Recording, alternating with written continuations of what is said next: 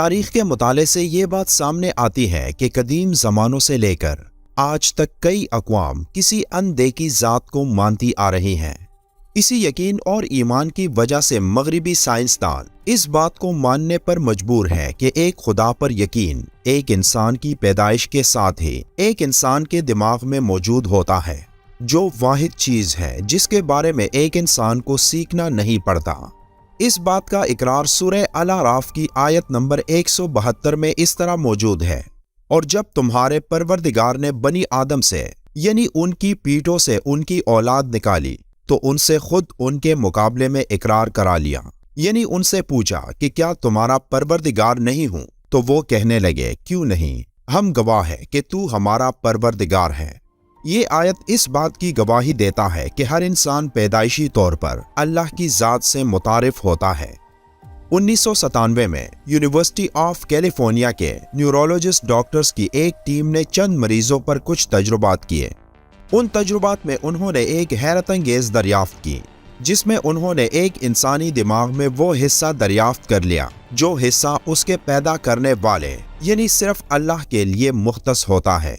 یعنی دماغ کا وہ حصہ جہاں اللہ پر یقین رکھنے کی انفارمیشن محفوظ ہوتی ہے، اور یہ وہی یقین اور عقیدہ ہے جس کا ذکر سورہ الاعراف کی آیت نمبر 172 میں موجود ہے۔ مزید حیرانی کی بات یہ ہے کہ دماغ کا یہ مخصوص حصہ بالکل ایک کمپیوٹر چپ کی طرح ہے، جس میں اس وقت بجلی کی طرح کرنٹ شروع ہو جاتا ہے جب ایک انسان اللہ کے بارے میں ذکر سنتا ہے، جس کا مطلب یہی ہے کہ دماغ کا یہ حصہ انسان کو یہ سمجھاتا ہے کہ اللہ ہی اس کا خالق اور مالک ہے۔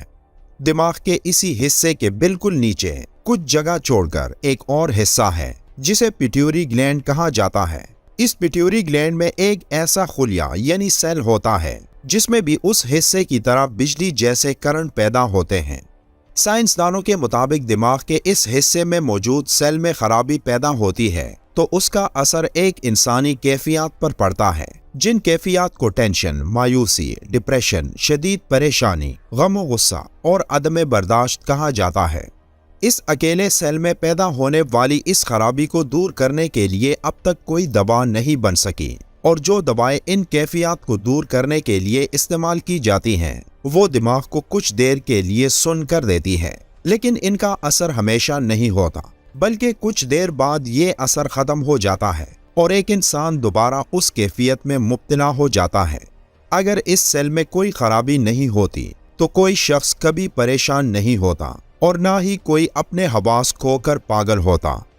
1991 کے ٹائم میگزین کے ایک شمارے میں یہ خبر چھپی کہ دنیا بھر کے قابل سائنسدانوں کی ایک ٹیم نے 20 سال کی محنت اور لاکھوں ڈالر صرف اس لیے خرچ کر دیے کہ وہ انسانوں کے سکون کے لیے ایک بہترین حل تلاش کر سکے جس میں کسی انسان کو پھر کبھی غمزدہ نہ ہونا پڑے۔ اس تمام ریسرچ کے بعد وہ سب اس نتیجے پر پہنچے کہ دماغ کے اس حصے میں موجود اس سیل کو ایک خاص روشنی یعنی لیزر تھراپی سے گزارا جائے تو وہ خراب سیل دوبارہ اپنی اصل حالت میں آ سکتا ہے۔ اور تب سائنسدانوں نے یہ کہا کہ ایک انسانی دماغ میں موجود کیفیات کا تعلق الفاظوں سے ہوتا ہے۔ اگر کوئی انسان نفرت انگیز الفاظ سنتا ہے تو اس کا پورا وجود بے چین ہو جاتا ہے، لیکن اس کے برعکس اگر کوئی انسان نرم اور شائستہ الفاظوں کو سنتا ہے تو ان الفاظوں سے اس کا دل مطمئن رہتا ہے، اور یہ اس لیے کیونکہ دنیا میں موجود تمام الفاظوں کے ہر حرف میں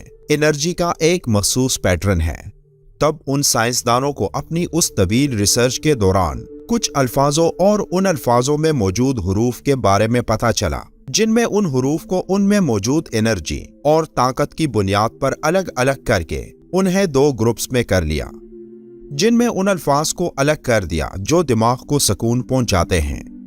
پھر انہوں نے کچھ دماغی مریضوں کو اکٹھا کیا اور ان کو بھی 2 گروپس میں بانٹ لیا، اور ان میں سے ایک گروپ کو وہ الفاظ سنائے گئے جو ان سائنسدانوں نے اپنی ریسرچ کے دوران معلوم کیے تھے، اور ایک گروپ کو کچھ ایسے الفاظ سنائے جو نفرت پر مبنی تھے۔ جس گروپ نے امن اور سکون والے الفاظ سنے تو وہ جلد ٹھیک ہو گئے، جبکہ نفرت انگیز الفاظ والے مریض اسی طرح برتاؤ کرتے رہے۔ پیراسائیکالوجی کے ایک مسلمان ڈاکٹر نے جب ان الفاظوں کو سنا تو وہ حیران رہ گیا۔ اور ان سائنسدانوں سے سوال کیا کہ ان الفاظ کا آپ کو کیسے علم ہوا؟ تب ان سائنسدانوں نے یہ کہا کہ یہ الفاظ ان کے 20 سالوں کی ریسرچ کا نتیجہ ہے جو ہم نے ان مریضوں پر ٹیسٹ کیے جو دماغی طور پر ناکارہ ہو چکے تھے، اور حیرت انگیز طور پر ان الفاظ کی طاقت سے ان مریضوں میں کافی بہتری آئی ہے۔ جب اس مسلمان سائنسدان نے ان تمام الفاظوں کو ترتیب میں کیا تو وہ الفاظ درود شریف کے الفاظ تھے۔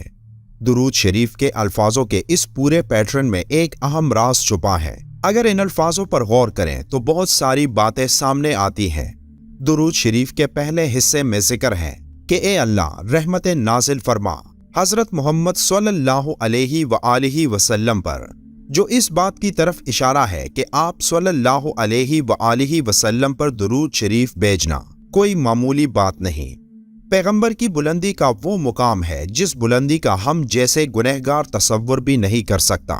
اس پہلے حصے میں آپ صلی اللہ علیہ وآلہ وسلم ہمیں یہ بات سکھا رہے ہیں کہ ہم اللہ سے درخواست کریں کہ اللہ اپنے نبی پر درود بھیج، کیونکہ ہم اس بلندی سے اتنی پستی میں ہیں کہ ہم اس قابل نہیں کہ نبی پاک پر درود بھیجیں۔ اب اس پہلے جملے کے دوسرے حصے میں آپ کی آل پر درود کا ذکر ہے۔ اب اس میں لفظ آل کو زیادہ تر آپ صلی اللہ علیہ وآلہ وسلم کے اہل خانہ سمجھا جاتا ہے، جن کو آل محمد کہا گیا۔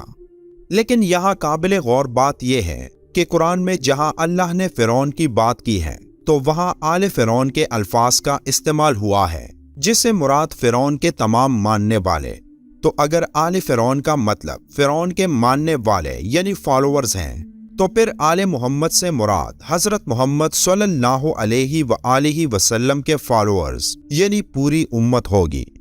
اس کی ایک اور بڑی وجہ یہ بھی ہے کہ آپ صلی اللہ علیہ وآلہ وسلم کو رحمت للعالمین بنا کر بھیجا گیا، تو یہ ممکن ہی نہیں کہ یہاں رحمت صرف آپ صلی اللہ علیہ وآلہ وسلم کے اہل خانہ یعنی خاندان پر بھیجی جائے، بلکہ اس سے مراد آپ صلی اللہ علیہ وآلہ وسلم کا تمام خاندان اور تمام امت ہے۔ اور جب ہم ایک بار درود شریف پڑھتے ہیں تو اس بات سے بے خبر ہوتے ہیں کہ ہم اصل میں پوری امت کے لیے اللہ سے نیکیوں اور رحمتوں کی درخواست کرتے ہیں۔ حضرت کعب رضی اللہ تعالیٰ عنہ سے روایت ہے کہ ہر روز 70,000 فرشتے مسجد نبوی اتر کر آپ صلی اللہ علیہ وآلہ وسلم پر درود بھیجتے اور آپ کے گرد اکٹھے ہو کر اپنے پروں سے ہر جگہ کو روشن کرتے۔ وہ سارا دن درود شریف پڑھتے اور شام کو واپس آسمانوں پر چلے جاتے، اور پھر شام کو 70,000 اور فرشتے اترتے جو صبح تک آپ پر درود بھیجتے، اور یہ سلسلہ قیامت تک جاری رہے گا۔ ایک اندازے کے مطابق آپ صلی اللہ علیہ وآلہ وسلم کی حیات مبارکہ میں 70 ارب فرشتے آسمانوں سے اتر کر آپ صلی اللہ علیہ وآلہ وسلم پر درود بھیج چکے ہیں، اور قیامت تک ان کی تعداد کتنی ہوگی یہ صرف ایک اللہ ہی کو علم ہے۔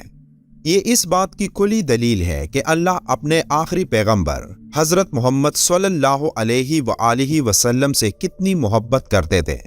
اس لیے ہمیں بھی یہ چاہیے کہ آپ صلی اللہ علیہ وآلہ وسلم پر ہر روز کم از کم 100 بار درود شریف بھیجیں، جن کے دنیا میں بھی اور آخرت میں بھی بے شمار فائدے ہیں۔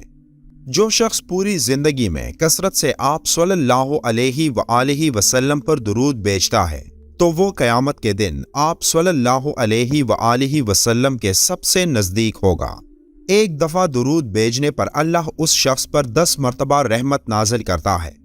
درود شریف گناہوں کی معافی کا ذریعہ ہے۔ درود شریف کثرت سے پڑھنے والا غربت اور بھوک و افلاس سے دور ہوگا۔